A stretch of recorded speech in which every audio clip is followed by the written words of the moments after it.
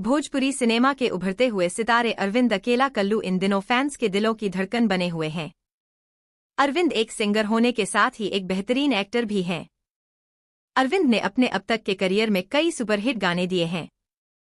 वहीं अब उनका एक और नया भोजपुरी गाना सुर्खियों में बना हुआ है, जिसका टाइटल करेंसी से है। इस गाने में अरविंद के साथ शिवानी सिंह की आवाज ने कमाल कर दिया है। करेंसी से गाने ने रिलीज होते ही यूट्यूब पर धमाल मचा दिया है। फैंस इसे काफी पसंद कर रहे हैं। गाने में पूजा की हॉट अदाओं ने लगाई आग।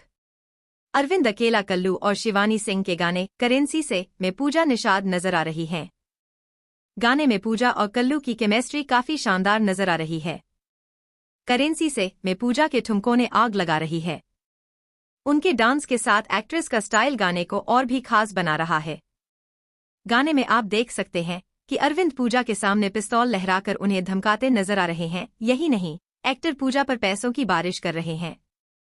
इस गाने को अपनी धुन भोजपुरी ने बनाया है और अपने ऑफिशियल यूट्यूब चैनल से रिलीज किया गया है। बता दे कि अरविंद अकेला कल्लू और शिवानी सिंह के गाने करेंसी से को आशुतोष तिवारी और संगीतकार प्रियांशु सिंह ने लिखा है।